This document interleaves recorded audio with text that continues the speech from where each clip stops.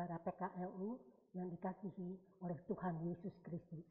Atas nama pengurus PKLU Jemaat GPIB Kasih Setia, kami mengucapkan selamat mengikuti ibadah rutin PKLU di bulan Januari ini.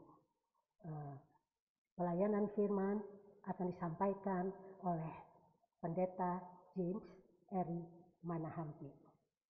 Sebelum masuk di dalam ibadah, Bapak Ibu dipersilahkan berdiri. Kita akan menyanyikan Mars PKLU.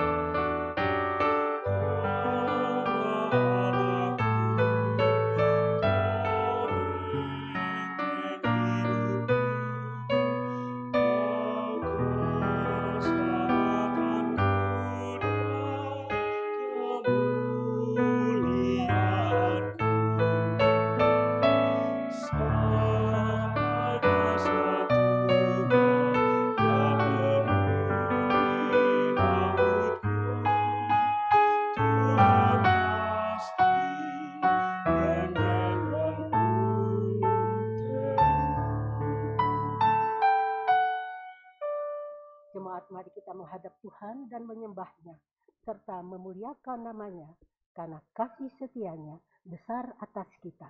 Kita memuji Tuhan dari Kidung Jemaat 161, bait 1 dan 5.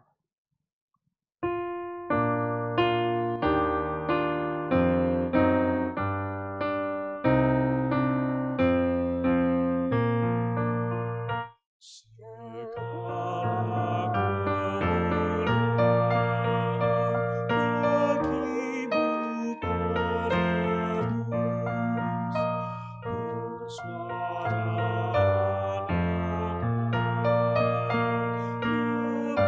anak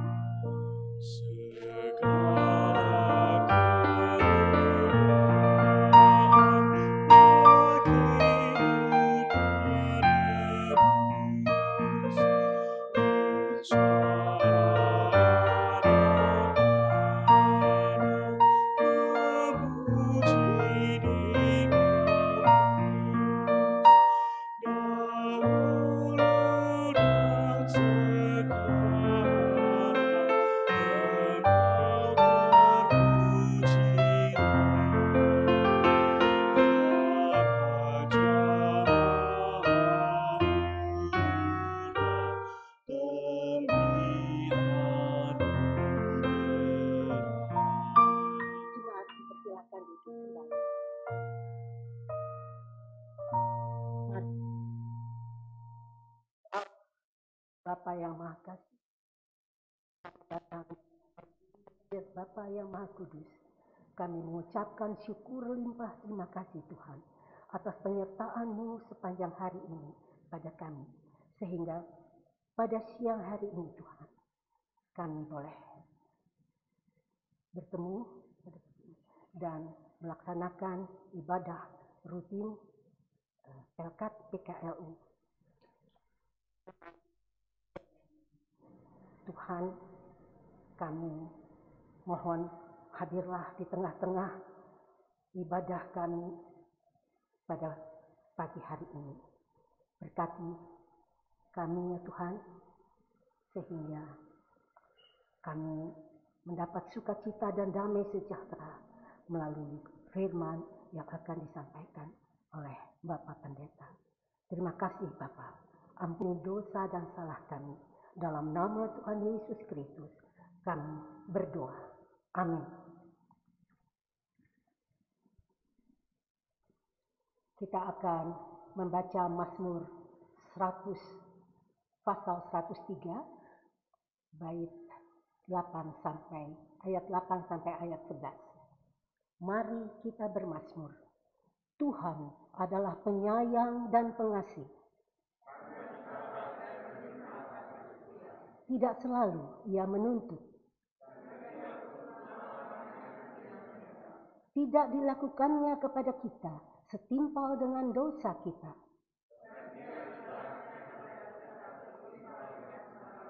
Tetapi setinggi langit di atas bumi,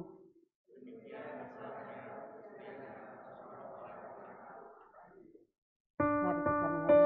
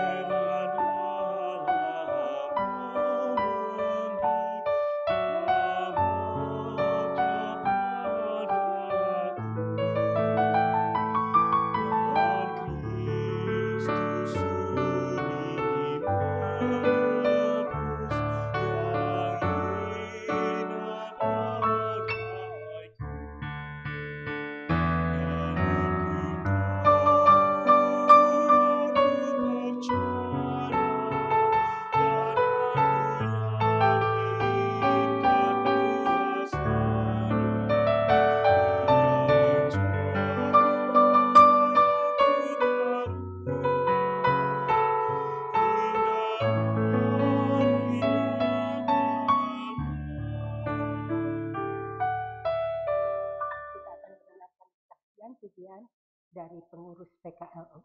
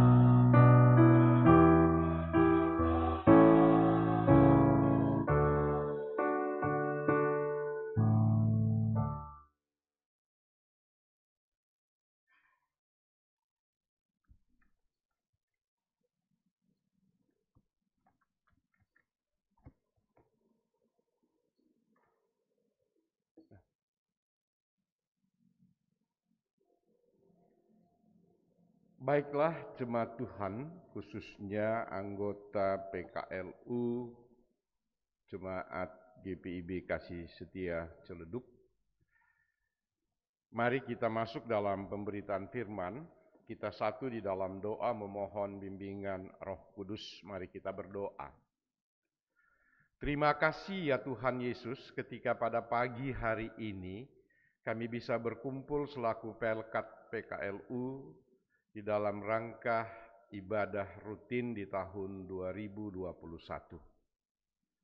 Kami percaya walaupun dalam situasi kondisi pandemi COVID yang masih meningkat ini, tetapi kami diberikan semangat untuk kami bisa berada dalam satu persekutuan ibadah Pelkat. Oleh karena itu ya Bapa Sorgawi, ketika sebentar kami membaca merenungkan firman-Mu, biarlah kiranya kuasa Roh-Mu yang kudus menguasai kami, sehingga melalui firman-Mu ini, kembali kami masing-masing diberikan pengharapan, diberikan kekuatan, diberikan kesehatan. Berfirmanlah kepada kami ya Bapa Sorgawi, karena kami anak-anak-Mu sedia mendengar. Amin. Pembacaan Alkitab pada pagi ini terambil dari kitab Perjanjian Baru, yaitu Injil Matius, sesuai dengan bacaan Sabda Bina Umat, pasalnya yang ke-15, ayat 32 sampai dengan ayatnya yang ke-39. Matius 15 ayat 32 sampai dengan 39. Jika kita sudah dapat, mari kita bersama-sama berdiri untuk kita menyambut pembacaan firman Tuhan tersebut.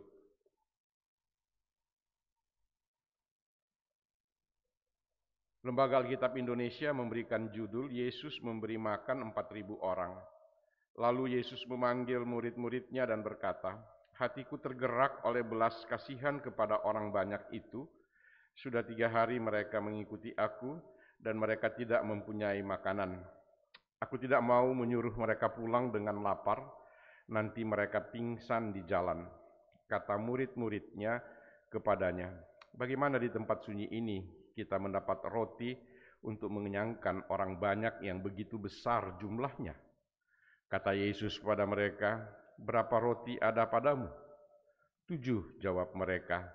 "Dan ada lagi beberapa ikan kecil." Lalu Yesus menyuruh orang banyak itu duduk di tanah. Sesudah itu ia mengambil ke-7 roti dan ikan-ikan itu, mengucap syukur, memecah-mecahkannya dan memberikannya kepada murid-muridnya. Lalu murid-muridnya memberikannya pula kepada orang banyak. Dan mereka semuanya makan sampai kenyang. Kemudian orang mengumpulkan potongan-potongan roti yang sisa, 7 bakul penuh. Yang ikut makan ialah 4.000 laki-laki, tidak termasuk perempuan dan anak-anak. Lalu Yesus menyuruh orang banyak itu pulang. Ia naik perahu dan bertolak ke daerah Magadan. Demikian jauh pembacaan firman Tuhan. Yang berbahagia adalah ketika kita melakukan kehendak Tuhan dalam hidup kita dari hari lepas hari. Haleluya.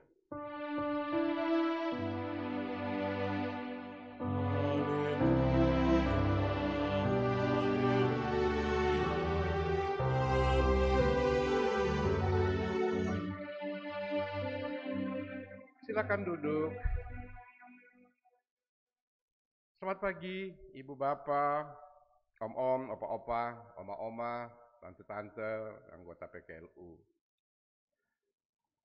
Kayaknya sudah hampir setahun deh kita nggak pernah ketemu dalam satu ibadah PKLU, iya kan?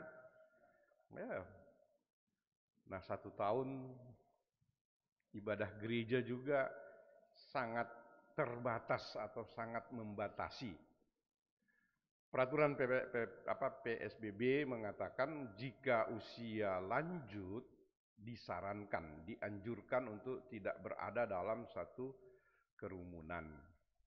Tetapi di Aspol di sini, Satgas pertama kali di bulan April ketika kita ngobrol, maka mereka bilang, Pak, kalau merasa sehat, ya nggak soal. Yang penting kita imun kita kuat, kita merasa tidak ini, ya silahkan ibadah. Karena ini adalah ibadah. Ada beberapa presbiter pergi ke mall CBD, begitu lihat modelnya, udah rambut putih dan seterusnya, enggak diizinkan masuk. Dan ada juga anggota PKLU yang tiba-tiba datang juga tidak bisa masuk. Nah itu yang mereka bilang, Pak kalau di mana CBD bisa begitu, kenapa? Saya bilang persoalan kita datang beribadah adalah persoalan kita dengan Tuhan dan sesama. Tetapi saya mau bilang bahwa bukan berarti kita harus melanggar aturan, tidak demikian.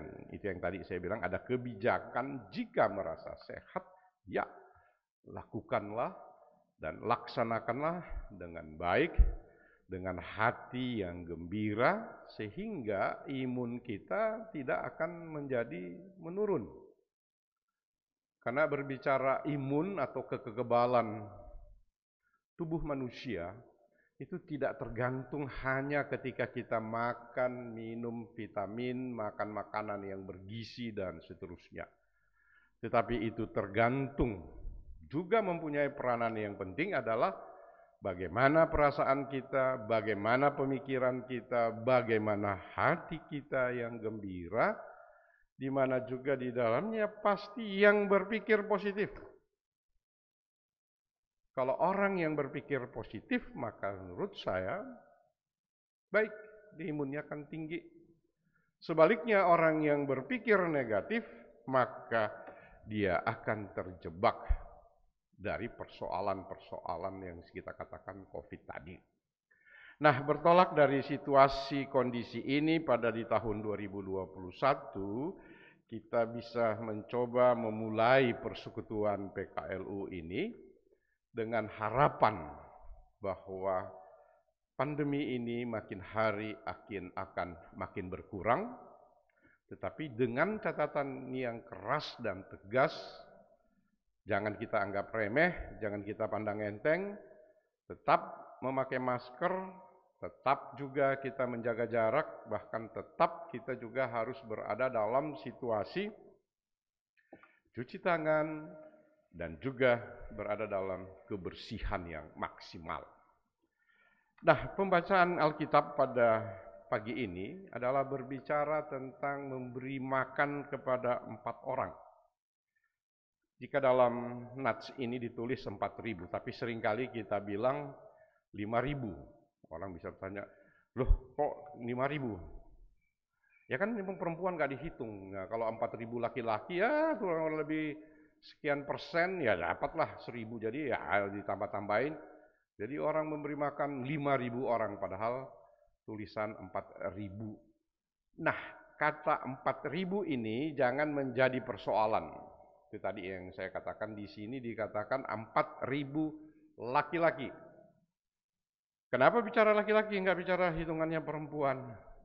Karena tradisi, budaya orang-orang yang ada di Timur Tengah atau orang-orang Israel kuno pada zaman itu, mereka memakai sistem yang dikatakan paternalistik. Paternalistik adalah bapak, kebapaan. Jadi bapak atau laki-laki itulah yang dihitung. Perempuan enggak. Kalau begitu perempuan bagaimana tempatnya? Bukan berarti perempuan enggak punya tempat. Tetapi itulah budaya, itulah yang mereka mau garis bawahi dengan keras, dengan tegas, bahwa memang hanya kaum lelakilah yang menjadi hitungan mereka. Itu bisa kita juga lihat contohnya anaknya si Yakub yang kemudian menjadi 12 suku bangsa. Nah, anak Yakub itu ada 13 sebenarnya. Tapi ditanya, anak lu berapa? 12. Si Dina nggak dihitung. Kenapa nggak dihitung? Karena dipikir nanti si Dina ini kalau dia sudah kawin, dia kan sudah diambil orang. Nah, ketika dia diambil orang, ya ngapain ditambah-tambahin? Begitu juga dengan orang Batak. Orang Batak kalau di silsilah mereka, urut-urutannya, anak perempuan nggak dihitung. Yang dihitung laki-laki. Nah, inilah ibu bapak saudara-saudara yang Tuhan Yesus kasihi, yang saya katakan pertama adalah berbicara paternalistik. Yang kedua, bahwa berbicara memberi makan 4.000 orang ini, di situ Yesus tidak hanya memperhatikan persoalan yang kita katakan persoalan rohani kita. Tidak hanya berbicara persoalan iman kita. Tidak hanya berbicara tentang persoalan religius kita. Tetapi Yesus juga berbicara tentang bagaimana kebutuhan fisik manusia. Yaitu persoalan makan. Dan inilah yang kemudian yang dia harus mau tegaskan. Kenapa dia katakan dia? Karena mereka sudah mengikuti perjalanan Yesus ketika dia memberikan khotbah renungannya yang kurang lebih 3 hari. Pasti dalam perjalanan itu mereka membawa bekal, dan pada hari yang ketiga maka dihitunglah hari yang mungkin mereka sudah tidak punya apa-apa. Dan di situ dengan tegas Yesus harus mengatakan jangan mereka menjadi pingsan. Nah, kita tahu pengertian pingsan itu ya kesadaran kita hilang, dan orang pingsan ya biasanya dikatakan oksigen dengan tenaga tidak bisa memacu oksigen naik ke otak, maka sampai di otak kita menjadi blank, tiba-tiba hilang ingatan kita dan kita akan terkulai dan pingsan sejenak karena fungsi makan itu tidak ada. Nah, artinya bahwa memposisikan bahwa yang jasmani tadi itu juga menjadi perhitungan yang besar oleh Yesus Kristus. Nah, oleh karena itu, berbicara tentang jasmani dan rohani, maka tidak bisa kita pisah-pisahkan. Nah, itu yang seringkali, ya mudah-mudahan besok-besok kita sudah mulai merubah pola doa makan. Karena biasanya doa makan itu kita mulai supaya panjang-panjang, maka dia sisipkan lagi. Terima kasih ya Tuhan, ketika kita sudah makan rohani, maka kita akan makan jasmani. Jadi makanan rohani dengar firman Tuhan, makan jasmani yaitu kita makan nasi, roti, atau minum ikan dan seterusnya. Bukan itu yang menjadi persoalannya. Nah, saya mau mengatakan bahwa mereka berada pada waktu itu sambil belajar, sambil mengikuti khotbah-khotbah daripada Tuhan Yesus, maka ketika mereka sudah tidak punya bekal, maka Yesus mengatakan jangan sampai mereka mengalami kekurangan itu. Maka itu yang saya mau bilang, bahwa pasti soal makan dan makanan yang kita katakan secara jasmani itu tadi, itu juga merupakan satu kebutuhan pokok. Dan makanan yang kita mau katakan yang rohani tadi juga adalah satu kebutuhan pokok yang memang tidak bisa kita tinggalkan. Karena dua sisi inilah yang menjadi bahagian di dalam kehidupan kita selaku manusia. Kecuali kita berubah menjadi manusia yang Superman, nah, yang tidak perlu makan, barangkali bisa tahan. Nah, ini yang tidak. Nah, oleh karena itu, marilah kita coba mau melihat akan kehidupan ini. Jangan kita mendikotomisasikan, memberikan urutan-urutan nomor 1 rohani, nomor 2 jasmani, atau nomor 1 jasmani, nomor 2 rohani. Enggak bisa. Kita harus mau mengatakan itu satu bagian yang tidak bisa terlepas dan yang tidak bisa kita melihatnya hanya sebelah-sebelah. Ibaratnya sebagai macam satu pisau, maka pisau itu bermata dua. Bermata dua di sini bahwa ada yang tajam dan di atasnya adalah pisau yang tidak tajam. Dan itu punya fungsi. Jangan kita bilang yang tidak tajam tidak punya fungsi. Ibu bapak saudara, kalau kita mau potong kita katakan mau melipat, ini pakai pisau yang tidak tajamnya itu kita bisa bikin menjadi satu garisan. Pisau yang tidak tajam itu juga bisa kita pakai untuk sesuatu yang lain. Dan tidak harus kita memotong. Sementara yang tajam ya itu berfungsi kepada yang memotong. Inilah yang kita harus pahami bersama. Bahwa di dalam kehidupan kita, bahwa bagaimana kita mau melihat fungsi kita yang ada di dalam kita katakan yang rohani, yang imania, dan bagaimana fungsi kita ketika kita berada yang tidak rohani dan tidak imania. Dia harus menjadi satu kesatuan yang utuh. Tidak menampilkan dua pribadi atau dua orang atau dua bentuk yang hanya dilakukan oleh satu orang. Dalam dunia psikologi itu biasanya dikatakan orang yang berkepribadian ganda atau berkepribadian dua. Nanti dia yang rohani, nanti dia yang duniawi. Nah, mungkin saya pernah memberikan satu ilustrasi yang saya katakan ada seorang profesor yang sangat berlian, sangat cerdas, dan sangat teliti. Nah, ketika di kantor dia Senin sampai dengan Jumat dia bekerja dengan betul-betul orang di sekitarnya menjadi takut. Takut kenapa? Karena dia memang sangat saklek. Salah sedikit kalau bisa dia bentak ya dia bentak. Dia pelototin. Dan dia tidak mau berada dalam satu kesalahan. Sementara pada hari Minggu dia mau berada di depan gereja, dia mau membagi-bagikan warta jemaat atau dia membagi-bagikan Alkitab atau nyanyian liturgi yang kemudian dibawa oleh warga jemaat.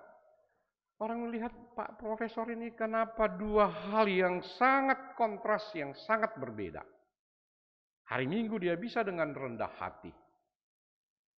Tapi hari Senin sampai dengan hari Jumat dia punya gaya dan dia punya otoriter dan dia rasa dia yang paling segala-galanya, dia bisa lakukan itu. Nah, menurut kita benarkah cara ini? Menurut saya tidak benar. Kenapa tidak benar? Ya itu. Karena antara Senin sampai dengan Minggu ini adalah satu hari yang Tuhan karuniakan kepada kita. Adalah bagaimana kita berkarya yang sesuai seturut daripada kehendak Dia di dalam situasi, kondisi apapun. Jadi jangan kita hanya mau melihat pada satu sisi bahwa ini sisi, oh ini yang rohania, ini kita harus begini. Sementara yang jasmania ya enggak lah kita kan ini. Wah, saya tersinggung sekali sama bapak ini, sama ibu ini. Maka kalau begitu nih saya sebagai manusia marah saya sekarang ini. Ya itu jasmani saya. Tapi kalau ketemu di gereja, cipika-cipiki. Saya bilang, enggak benar itu cerita orang begitu. Yang ada adalah bahwa di dalamnya kita bisa membangun satu kehidupan atau kita membangun satu kehidupan yang sesuai dengan apa yang Tuhan kehendaki. Yang Tuhan kehendaki sangat sederhana, Ibu Bapak Saudara-saudara. Saya mau bilang sederhananya di mana bahwa kita dikatakan bahwa kita segambar seteladan Allah. Yang pertama, kita manusia adalah segambar seteladan. Karena dosa maka kita telah menjadi rusak. Nah, inilah yang kita harus mau melihatnya. Yang kedua, bahwa Yesus sendiri mau mengatakan kita adalah tubuh Kristus. Yesus juga sendiri mau mengatakan kita ini adalah kawan sekerja. Bahwa Yesus juga kita katakan bahwa kita ini adalah anak-anak Allah, keluarga-keluarga Allah. Nah, mari kita coba mau melihat bahwa di dalam keberadaan perjalanan kehidupan ini adalah satu kesatuan yang utuh tadi. Bahwa satu sisi kita adalah anak-anak Tuhan, kita adalah menggambarkan tubuh Kristus, sisi yang lain kita adalah berjalan di dalam perjalanan kehidupan yang menghadirkan kasih Tuhan. Nah, kasih itu yang saya mau katakan yang kita harus pegang kedatangan Allah ke dunia ini, yaitu hanya dasarnya kasih. Dia nggak mau ciptaan dia menjadi rusak. Tetapi ingat, di dalam kasih ini, sebagaimana Allah menciptakan manusia, ketika manusia berada di dalam Taman Eden, di Taman Firdaus, maka di situ ada pilihan, itulah buah. Ketika kita makan, kita jatuh. Begitu juga ketika Yesus sudah datang ke dunia dan dia naik ke sorga dan dia duduk di sebelah kanan Allah Bapa, maka ketika kita ada sekarang ini, maka ini adalah pilihan. Kita yang memilih, mau pilih yang mana. Mau percaya, mau ikut dia, ya percaya, ikut, lakukanlah sesuai dengan apa yang benar-benar yang kita lakukan dengan baik dan benar. Enggak setengah-setengah. Kalau nggak mau ikut juga nggak apa-apa. Wong dia juga nggak paksa-paksa. Tetapi yang pasti bahwa kita bisa sampai ke rumah Bapa jika kita percaya kepada Dia. Karena hanya Dialah yang bisa sampai kita ke tempat Bapa di surga. Nah, hidup jangan kita hanya mau melihat hanya sekedar saat sekarang ini. Saya bilang hidup ini adalah sementara. Kematian baru kita masuk di dalam kehidupan yang kekal. Nah, kehidupan yang kekal inilah bahwa bagaimana yang kita lakukan hidup yang sementara, maka bagaimana Allah yang menilai, bagaimana pilihan-pilihan yang kita sudah lakukan, dan bagaimana ketika Dia mengaruniakan kepada kita berada di Yerusalem yang baru tadi. Jadi hal yang saya mau gambarkan di sini, bahwa mari kita mau melihat kehidupan ini adalah penuh dengan kasih, penuh dengan sukacita dan damai sejahtera. Nah, oleh karena itu, saya seringkali mau bilang nggak usah terlalu banyak menafsir. Surga itu bagaimana sih Pak Pendeta? Banyak yang orang, ngapain sih mau pikir-pikir yang surga itu kayak apa? Catatan dalam Alkitab hanya mau mengatakan surga itu adalah damai sejahtera. Di dalam surga tidak ada kertak tangis, tidak ada kertak gigi tangis. Di dalam surga yang ada adalah susu dan madu. Di dalam surga itu adalah puji-pujian. Di dalam surga itu adalah memuliakan akan Allah itu sendiri. Itu surga.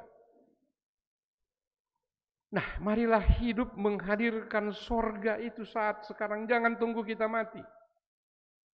Soal mau mati besok itu soal mati yang berikutnya.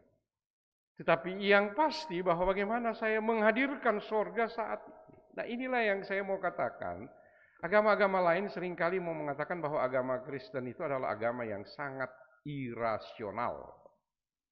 Tapi saya tidak bilang irasional. Maksudnya irasional adalah tidak masuk di akal. Dan saya mau katakan bahwa ini adalah rasional, bahwa bagaimana kita menghadirkan surga saat sekarang ini. Salahkah kita menghadirkan damai sejahtera di sini? Apa mau kita di rumah bertengkar terus, berantem terus? Apa kita mau ribut terus dengan orang tetangga kita? Kita ribut juga di tengah-tengah gereja, persekutuan kita? Mau? Nah, ada yang mau. Damai sejahtera kita harus hadirkan. Nah, itu yang saya mau bilang, bahwa bagaimana di dalam damai sejahtera penuh dengan sukacita, penuh dengan kebahagiaan, yang terus kita terjemahkan.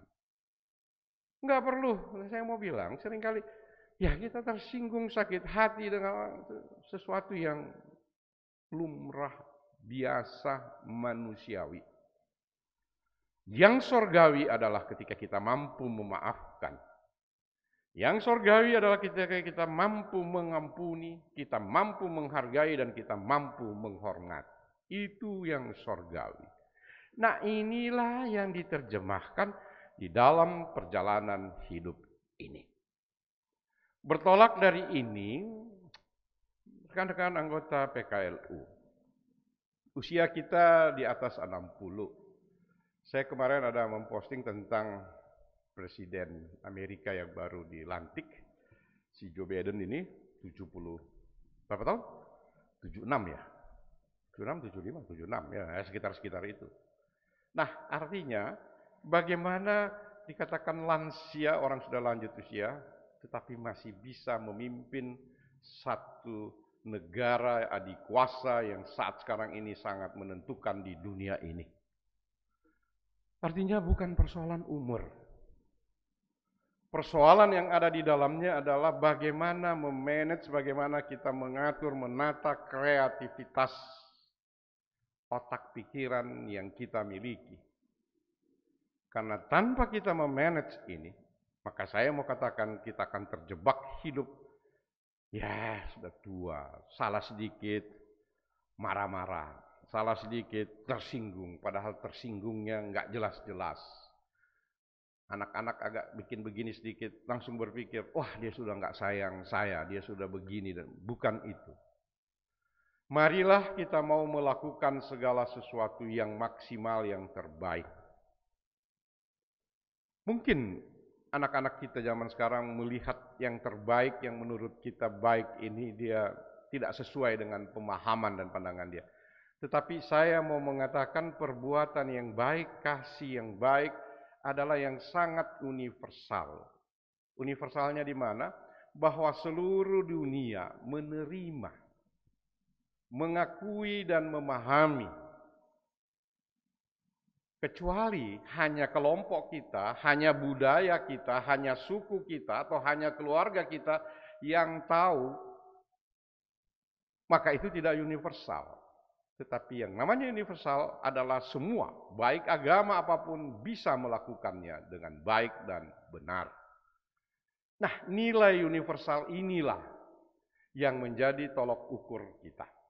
Jangan kita memakai menjadi tolok ukur kita, perasaan kita dan pikiran kita dan pengalaman kita.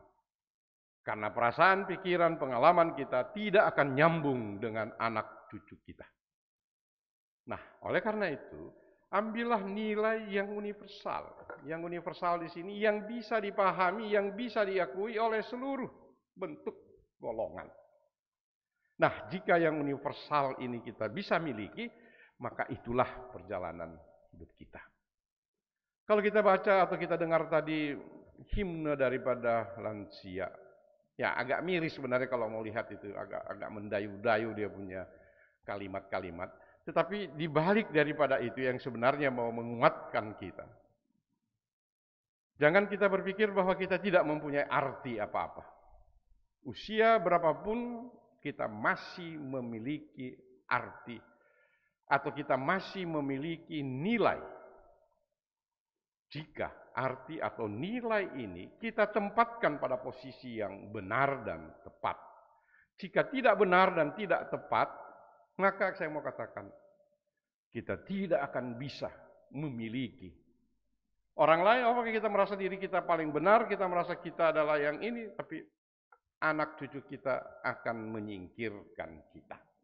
Nah, oleh karena itu, kita betul-betul di usia-usia lanjut harus mengisi yang positif, yang terbaik untuk kemuliaan Tuhan. Bagaimana caranya? Ya, caranya, Bu Bapak, jangan berhenti membaca. Jangan berhenti untuk kita mau katakan melaksanakan sesuatu yang terbaik. Jangan takut dan jangan ragu. Karena apa yang kita lakukan yang baik, jika semuanya berasal dari ketulusan hati yang tulus, pikiran yang positif, pikiran yang jernih, maka dia akan menghasilkan yang baik. Sebaliknya, jika kita mulai daripada pikiran yang negatif, hati yang tidak tulus, yang baik apapun yang kita lakukan, dia tidak akan menjadi baik.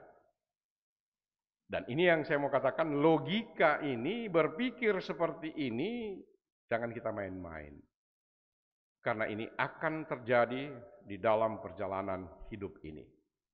Janganlah memulai pada pagi hari dengan kata-kata atau pikiran-pikiran yang putus asa. Tapi marilah kita membuka cakrawala kita, bahwa saya bisa mencapai ke sana dengan yang terbaik. Sebab dengan jalan itu, di situ kita membangun untuk menuju yang terbaik. Ibu bapak, saudara-saudara, anggota PKLU yang Tuhan kasihi. Percaya dan yakin, walaupun kita berada di musim masa pandemi ini, kita tetap berada dalam satu persekutuan, kita bisa saling mendoakan walaupun dengan jarak yang jauh. Menguatkan, menopang, dan kita saling memberikan terbaik dalam bentuk kita salam. Oleh karena WA grup positif, jika di dalamnya kita membangun untuk pengalaman-pengalaman iman, pengalaman-pengalaman rohani yang penuh dengan sukacita. Tuhan memberkati kita semua. Amin. Mari kita satu dalam saat teduh.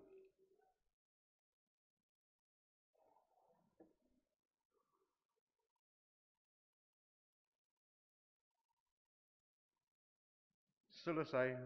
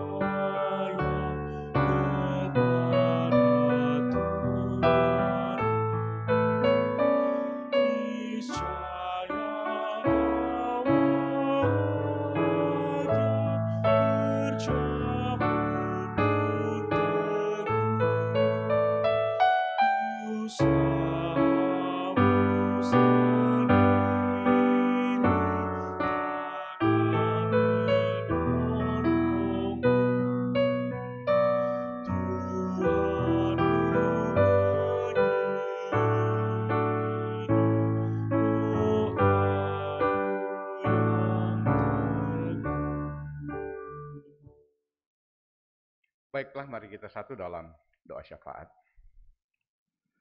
Terima kasih ya Tuhan Yesus, ketika pada siang hari ini kembali kami diingatkan peristiwa ketika Tuhan Yesus memberi makan kepada 4.000 orang laki-laki dan semuanya bisa menghasilkan 7 bakul yang sisa, baik roti maupun ikan, adalah satu gambaran bahwa bagaimana Tuhan memenuhi akan seluruh kebutuhan jasmani umat manusia, teristimewa kepada umat yang berserah, berharap, dan mengandalkan Tuhan dalam kehidupan ini.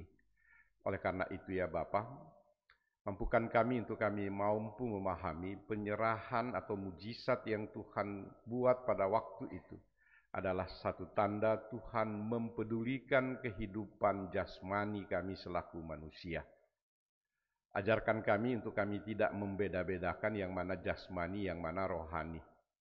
Tapi mampukan kami untuk kami berada dalam satu kesatuan yang utuh, yang bagaikan pedang yang bermata dua, sehingga kedua sisi memiliki manfaat fungsi yang sama, yang bisa menghadirkan akan sukacita dan damai sejahtera Tuhan dalam perjalanan kehidupan kami pribadi lepas pribadi.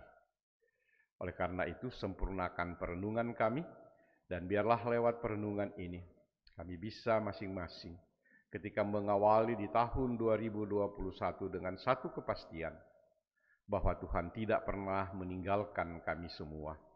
Oleh karena itu, kami diajarkan untuk kami berserah, berharap, mengandalkan Tuhan di dalam seluruh keberadaan hidup kami dari hari lepas hari. Tuhan memberkati kami pribadi lepas pribadi, seluruh anggota PKLU dari sektor pelayanan 1 sampai dengan sektor pelayanan rumah, sampai pelayanan 8, di rumah masing-masing yang mengikuti ibadah live streaming ini. Tuhan menyertai, memberkati mereka semua. Bapa Sorgawi, pada kesempatan pada hari ini, kami juga mau berdoa untuk seluruh anggota daripada PKLU GPIB Kasih Setia Ciledug.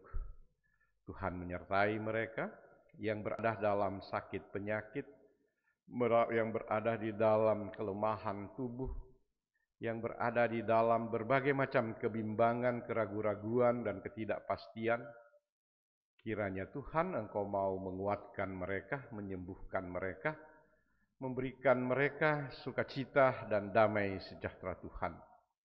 Sehingga ketika mereka menatap ke depan dengan satu kepastian bahwa Tuhan tidak pernah meninggalkan mereka. Kami juga mau berdoa untuk pengurus PKLU mulai dari ketua sampai dengan seksi-seksi yang ada di bawahnya. Kiranya ya Bapa, Engkau pimpin, tuntun dan sertai mereka. Berikan hati yang penuh sukacita dan damai sejahtera. Mampukan mereka untuk mereka berada dalam satu kebersamaan yang utuh, sehingga di dalam mereka menjalankan kesepakatan-kesepakatan mereka. Semuanya bisa berjalan adalah hanya untuk kemuliaan Tuhan semata-mata. Oleh karena itu, Tuhan pimpin, tuntun, dan sertai mereka satu persatu. Tuhan memberikan kekuatan ekstra, bahkan juga kesehatan ekstra, sehingga di dalam menjalankan tugas tanggung jawab mereka, semuanya penuh dengan sukacita dan damai sejahtera sorgawi.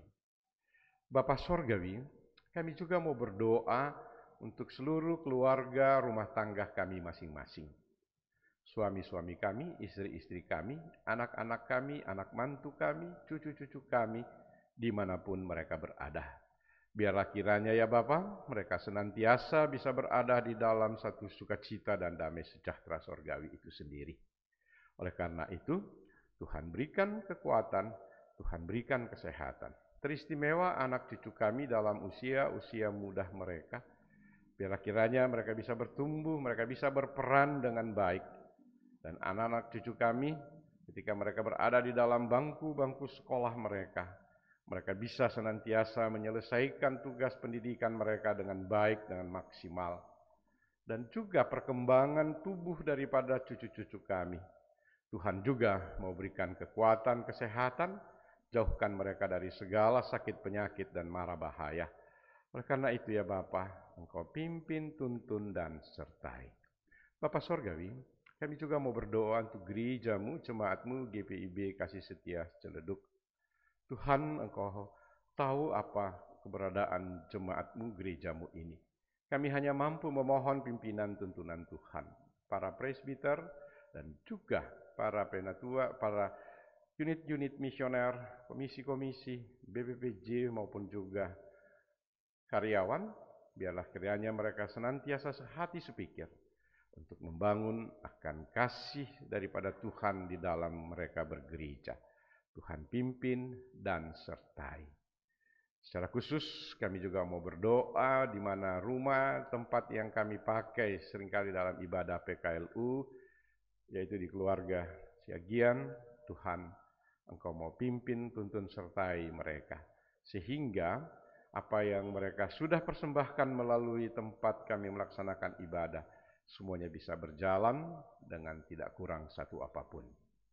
Bapa Sorgawi, pribadi lepas pribadi kami selaku anggota PKLU, kami menyerahkan seluruh keberadaan hidup kami, karena kami percaya jika tanpa Tuhan Yesus, maka kami sendiri berada di dalam kebimbangan dan keraguan-raguan.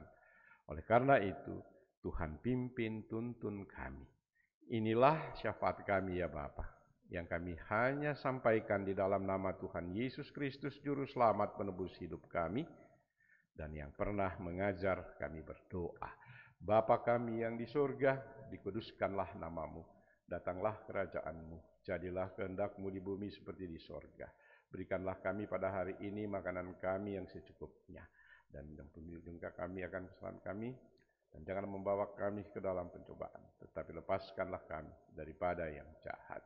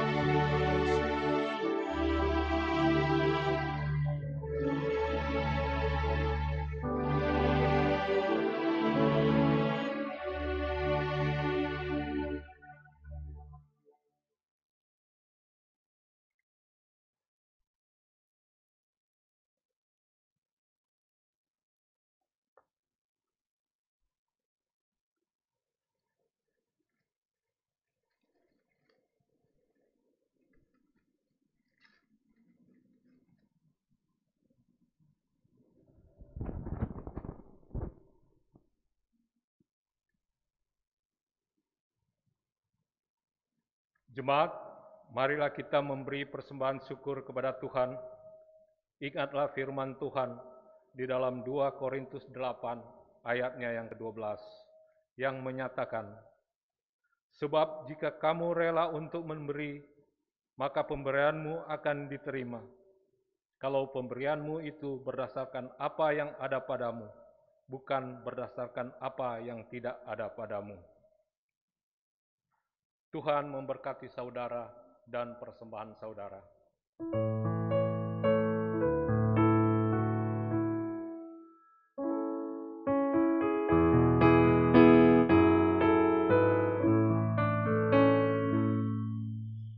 Hujan berkat dan tercurah, itulah janji hidup segar dari sorga kan diberi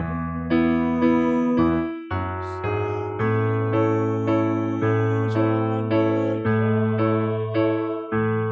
Hujan itu yang kami perlu, sudah menetes berkat, biar tercurah penuh.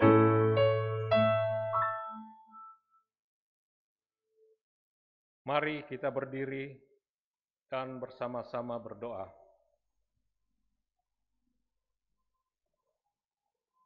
Ya Tuhan Yesus, kami mengucap syukur atas persekutuan yang indah ini, di mana kami boleh memberikan persembahan kepadamu. Berkati serta pakailah persembahan ini sebagai alat kesaksian dan pelayanan dalam jemaat. Demi nama Tuhan Yesus, sumber berkat, kami berdoa. Amin. Persilakan duduk kembali.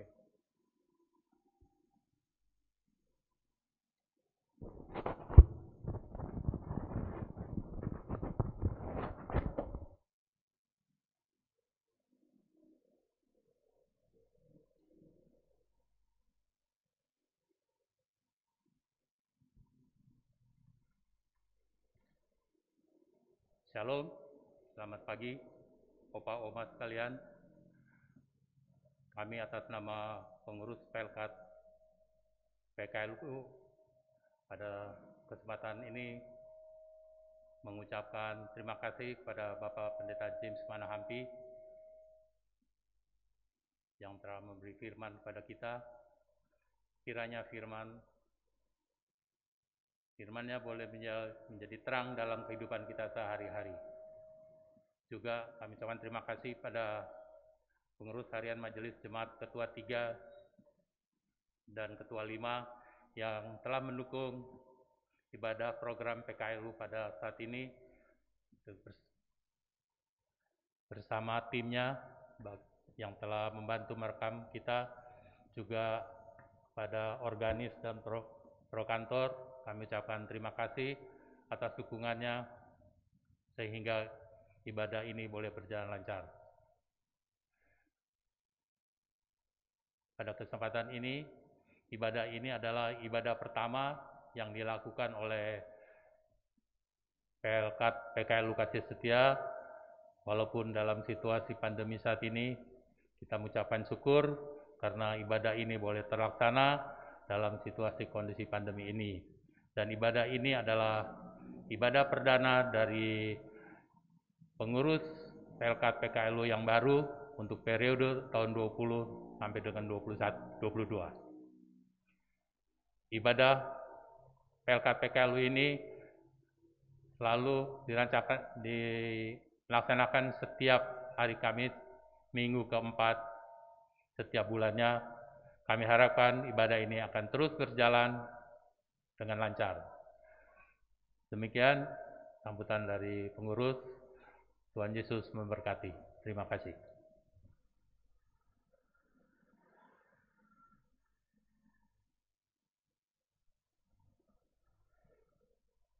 Baiklah, jemaat Tuhan, mari kita berdiri. Mari kita bersama-sama mendengarkan amanat pengutusan. Jemaat, pergilah dalam damai sejahtera Tuhan dan lakukanlah firman Tuhan yang telah saudara dengar.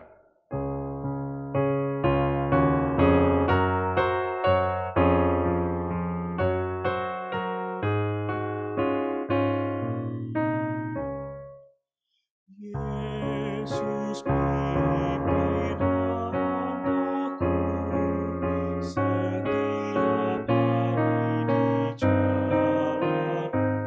Pimpin akal budiku untuk mengerti maksud-Mu. Jemaat Tuhan, arahkanlah hatimu kepada Tuhan dan terimalah berkat-Nya. Kasih karunia Tuhan Yesus Kristus, kasih Allah Bapa dan persekutuan Roh Kudus menyertai saudara sekalian.